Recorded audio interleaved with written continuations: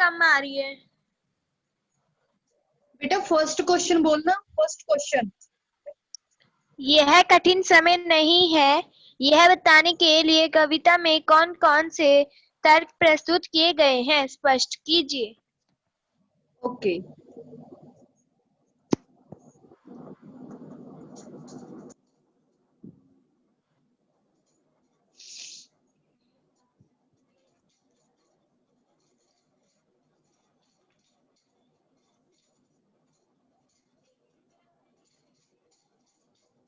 सो बेटा इसका आंसर क्या होगा?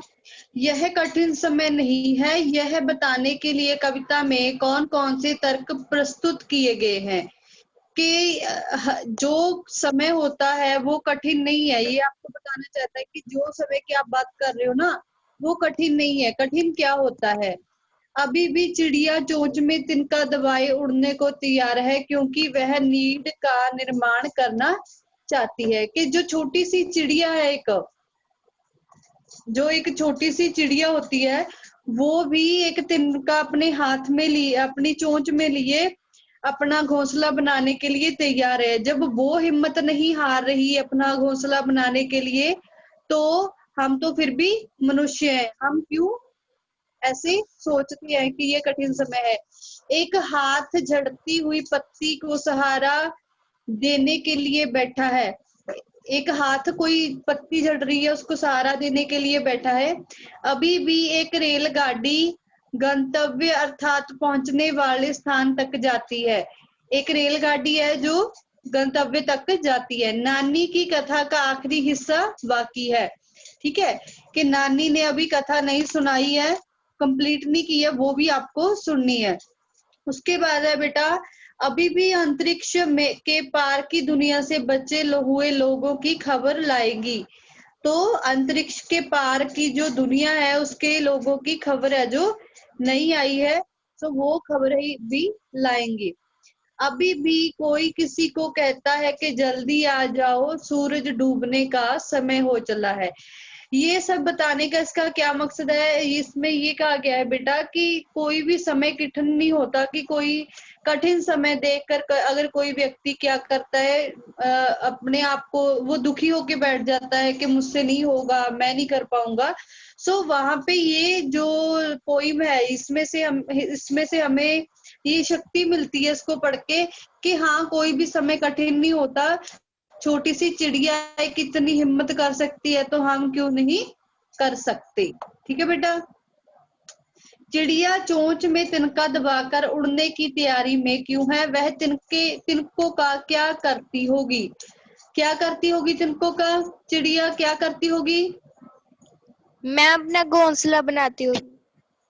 हाँ जी, चिड़िया अपनी चोंच में तिनका दबाकर उड़ने की तैयारी में है, क्योंकि सूरज डूबने का समय हो चुका है। उसके डूबने से पहले चिड़िया अपने लिए घोंसले बनाना चाहती है।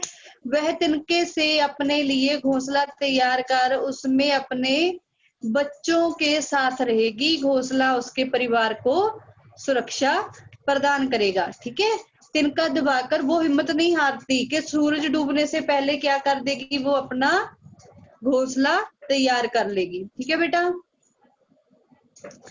नेक्स्ट है, कविता में कई बार अभी भी का प्रयोग करके बातें रखी गई है। अभी भी का प्रयोग करते हुए 3 वाक्य बनाए और देखिए उसमें लगातार निरंतर बिना रुके चलने वाले किसी कार्य का भाव निकल रहा है या नहीं। मुझे अभी भी सिर दर्द है। अभी भी गांव में बच्चे कई मील पैदल चलकर स्कूल जाते हैं।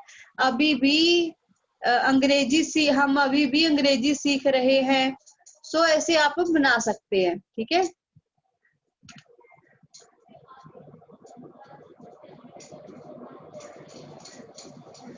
सो बेटा ये थोड़े से जो थे इसमें क्वेश्चन आंसर है आपके लिए।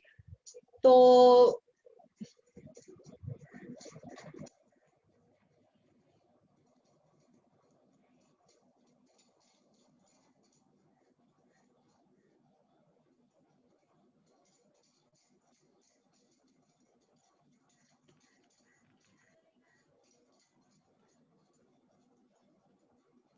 नेक्स्ट लेसन शुरू करें आज। नेक्स्ट लेसन शुरू कर दे बच्चे। अगला हमारा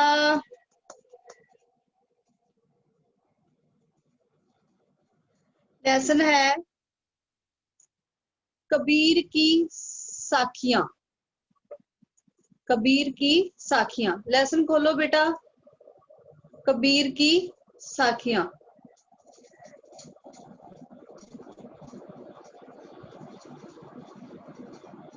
लेसन नंबर 9।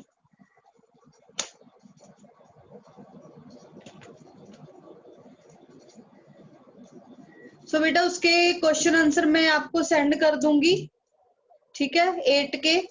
और आज हम आगे रीड करते हैं।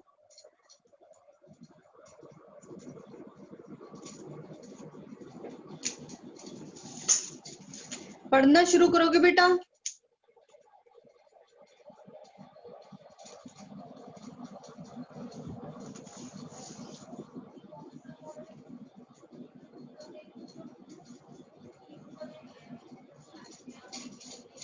पढ़ना शुरू करोगे? म्यूट कर लिए बेटा आपने पुष्पिंदर। करें मैम स्टार्ट? यस बच्चे। पाठ नंबर 9, कबीर की साखियां। जाति ना पूछो सादगी, पूछ लीजिए ज्ञान। मोल करो तलवार तरवार का, पहाड़ रहन दो म्यान।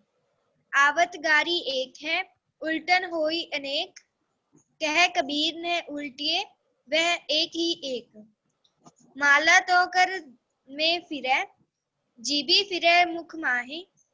मनुवा ता दुहु दिस फिरै, यह तो सिमरन नाही। कबीर घास नहीं नींदिए, जो पांव तल होई। उड़ पड़ा जब आंख में, मैं खरी दुहेली होई।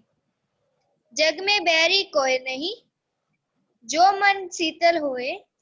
या आपा को डर दे, दया करे सब कोई।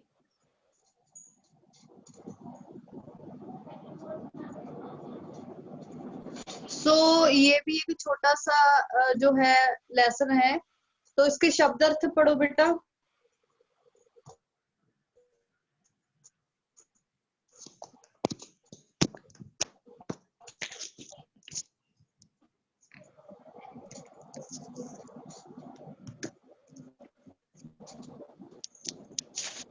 शब्द अर्थ पढ़ो बेटा इसके।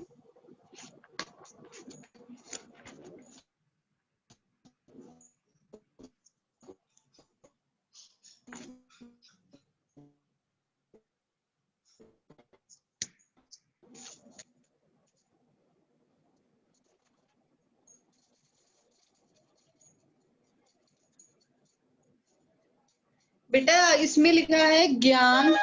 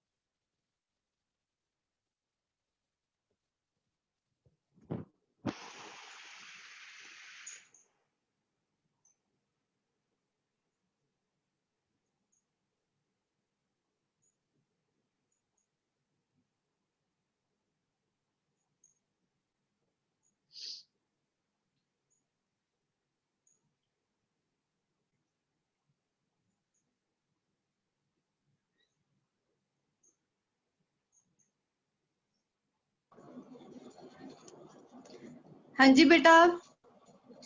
सो आगे हम करते हैं शब्द अर्थ।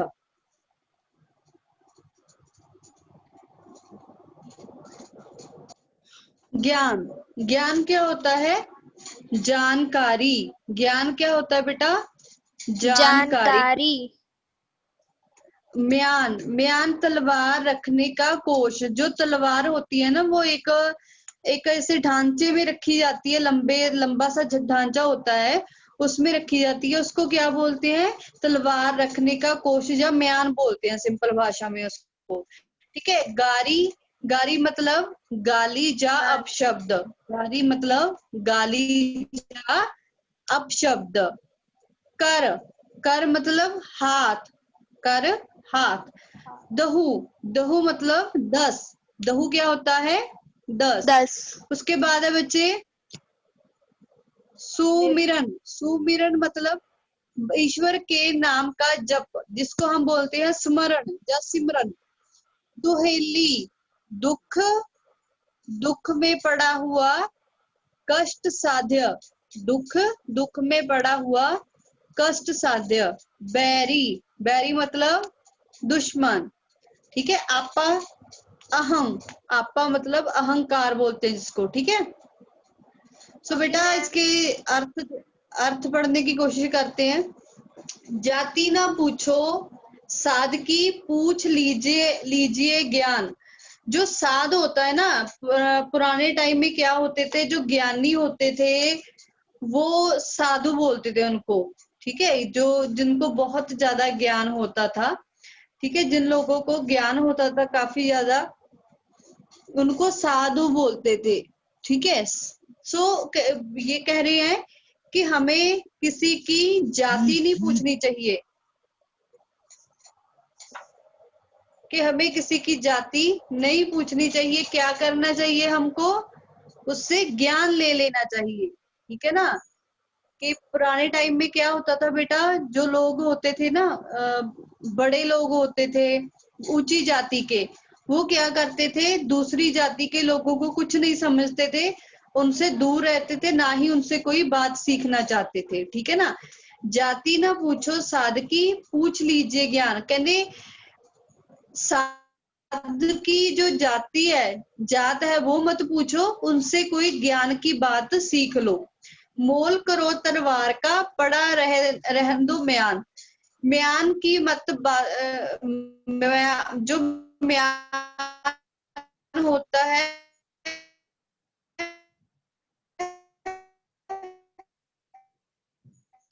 उसको साइड पे रख दो। किस बात की मोल करो? तलवार। ठीक है। आबत गारी एक है, उल्टत होए अनेक। अगर एक बार किसी को गाली दे देते हो तो बहुत सारे काम जो हैं बिगड़ती है। यही एक है जो आपने, वो वैसा ही रहेगा। अगर उसके बाद आप 1000 बार कोई बात बोल देते हो तो वो उसको नहीं उल्टा सकती। ठीक है ना। माला तो कर मैं फिरे। माला जो है वो हाथ में फिर रहा है कोई पर्सन। जीव फिरे मुख माहे। जो जीव है उससे बातें कर रहा है, कि कोई इंसान की बात कर रहे हैं कबीर जी के, माला तो उसके हाथ में है, बट क्या कर रहा है कि मुंह से बातें कर रहे हैं। मनुआ तो दुहु दिस फिरे। मनवा तो दह दिस फिरे, यह तो सिमरन ना है। एक हाथ में माला लेके कोई बंदा, ठीक है, जीभ से बातें कर रहा है और उसका ध्यान कहीं पे और है, तो इसको क्या हम बोलेंगे कि वो परमात्मा की भक्ति कर रहा है? नहीं, वो रब की भक्ति नहीं कर रहा। ठीक है ना। क्योंकि उसका मन तो चारों ओर घूम रहा है। ठीक है। अगर आप अच्छे से अगर कबीर जी कहते हैं कि रब को अगर जपना है, रब का नाम लेना है, भगवान का नाम लेना है, तो उसको मुंह में लो। ठीक है। अपने मन में भगवान का नाम लो, मन से भगवान के साथ जुड़ने की कोशिश करो। कबीर घास न दीजिए जो पाओ तले होए। सॉरी, कबीर घास ना नींदी है जो पाओ तले होए। जो हमारे पैरों के नीचे घास होती है उसको कभी कोसना नहीं चाहिए, क्योंकि वो हमारे पैरों के नीचे होती है। उड़ पड़े जब आंख में खरी दुहेली होए, अगर वही घास उड़ के वही घास मिट्टी उड़ के हमारी आंखों में चली जाए तब क्या होगा? क्या होगा तब बेटा? हमारी आंखों में से पानी निकलेगा, पता नहीं क्या क्या हो जाएगा, लाल हो जाएगी या फिर कोई मेडिसिन लेनी पड़ेगी। सो ये कहना चाहते हैं कि हर चीज का अपना अपना काम होता है, किसी को निंदा नहीं करनी चाहिए, किसी की निंदा नहीं करनी चाहिए, ठीक है। नेक्स्ट, जग में बैरी कोई नहीं, जो मन शीतल होए। जग में कोई भी आपका दुश्मन नहीं है, जो मन शीतल होए, जा आपा को डार दे, दया करे सब कोई। जो अगर कोई पर्सन अपने मन में से यह बात निकाल देता है कि मैं ही हूँ, बस मैं ही हूँ जो हूँ, तो वो दया करे सब कोई, तो उसको अपने आप को सबसे बड़ा नहीं समझना चाहिए। क्या करना चाहिए? सभी के साथ दया से, प्यार से रहना चाहिए या समझना चाहिए, ठीक है ना। सो कबीर जी के ये जो साखियां हैं, ये हमको एक अच्छा जीवन जीने के लिए रास्ता दिखाती हैं, ठीक है ना। कि ज्ञान सीखना चाहिए हमें किसी भी बड़े से। अगर कोई आपको साधु इंसान मिला है, जो ज्ञानवान इंसान अगर कोई मिला है, तो उससे क्या सीखना चाहिए? ज्ञान की बातें सीखनी चाहिए।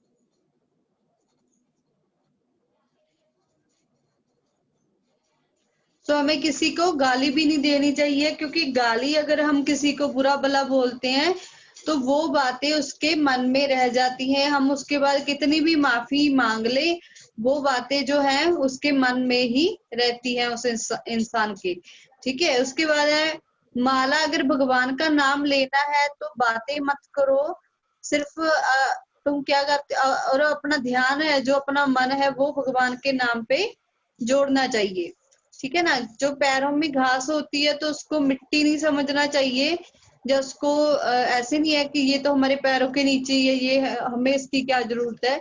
अगर वो आंख में चली जाए तो क्या होगी? बहुत ज्यादा मुश्किल होगी आंख को, ठीक है ना। सो एक लास्ट में जो है कि दुनिया में कोई हमारा बैरी नहीं, हमारा बैरी कौन है? घमंड। किसी भी पर्सन का बैरी कौन होता है? घमंड होता है। जो घमंड करता है, जब वो घमंड अपने मन में से निकाल देता है, तब क्या होता है? तब बेटा वो सबका प्यारा हो जाता है, ठीक है बेटा।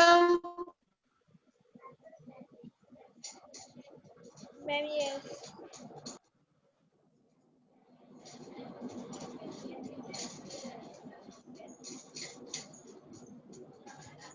बेटा लेसन 7 सभी का कंप्लीट है क्या? Ma'am yes. जिसका लेसन नंबर, जिस बच्चे का लेसन नंबर 7 कंप्लीट नहीं है, हैंड रेज करो।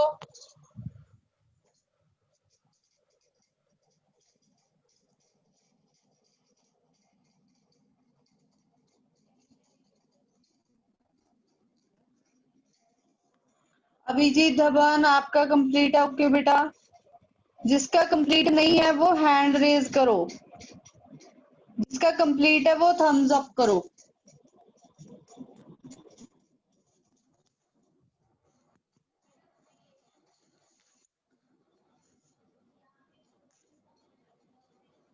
प्रीत कौर, प्रीत कौर वीडियो ऑन करो।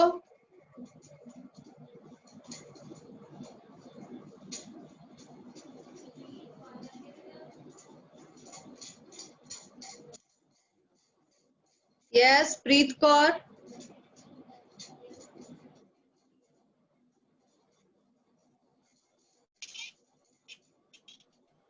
Yes, ma'am.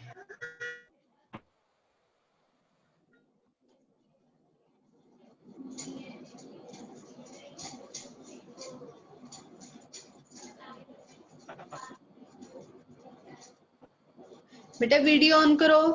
प्रीत कौर,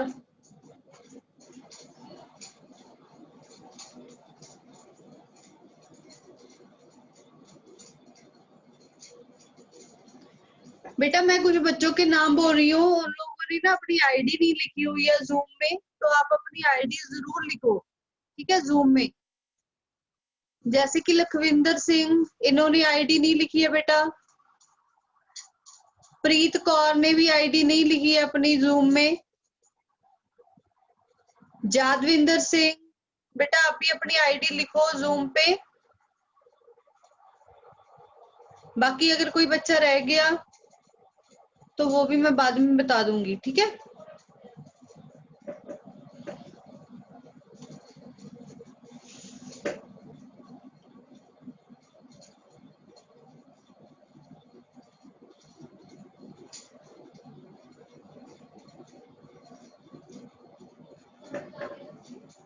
हाँ जी बेटा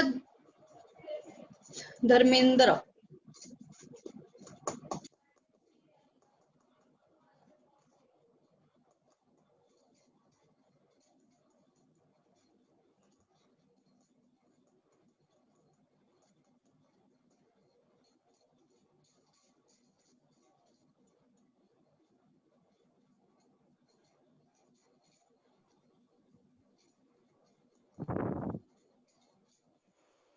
बच्चे काम कंप्लीट है सारा? हाँ जी हिंदी का हाँ जी मैम। लेसन 7 तक कंप्लीट है सारा? हाँ जी मैम। ओके सो बेटा जिन्ना भी काम ਆਪਾਂ ਕਰ ਰਹੇ ਹਾਂ ਹੁਣ ਪਿਛਲੀ ਕਲਾਸਿਸ ਦੇ ਵਿੱਚ ਜਾਂ ਹੁਣ ਇਹ ਨਾਲ ਲਰਨ ਵੀ ਕਰਨਾ ਤੁਸੀਂ ਨੇ, ਠੀਕ ਹੈ ਨਾ। ਐਗਜ਼ਾਮ ਹੋਣਗੇ, ਹਾਂ ਤੁਸੀਂ ਨਾਲ ਲਰਨ ਵੀ ਕਰਦੇ ਜਾਣਾ ਹੈ, ओके मैम। ठीक है बच्चे। Okay ma'am. Lakhwinder Singh unmute करो बेटा। हाँ जी बच्चे काम कंप्लीट है ਤੁਹਾਡਾ लखविंदर? ओके केड़े लेसन तक? कौन से बेटा? बेटा आवाज नहीं आ रही।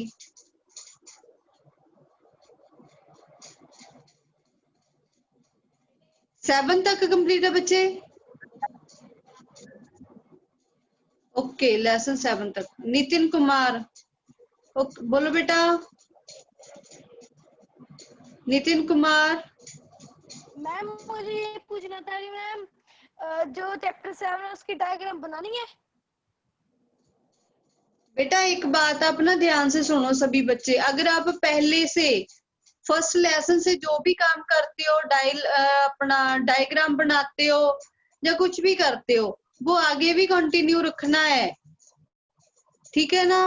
उसमें हर बारी पूछने की कोई बात नहीं है बेटा। जी तो आपको पता है कि हम डायग्राम बनाते थे, तो आप कोई भी सिंपल सा डायग्राम दे के जो आपको अच्छा लगे बना सकते हो, उसमें पूछना नहीं है भी कौन सा बनाऊं कौन सा नहीं बनाऊं। जसप्रीत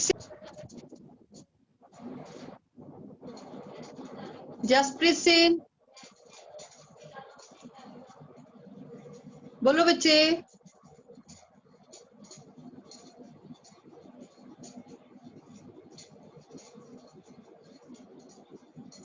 जसप्रीत बेटा आप अनम्यूट करो अपने आप को, फिर आपकी आवाज आएगी मेरे तक। यस बोलो बेटा क्या पूछना था आपको?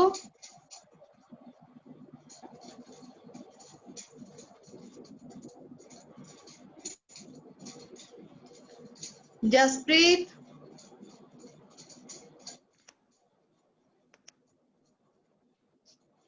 मैम इधर ना रेंज बहुत कम है। रेंज नहीं है आपको आपके फोन पे?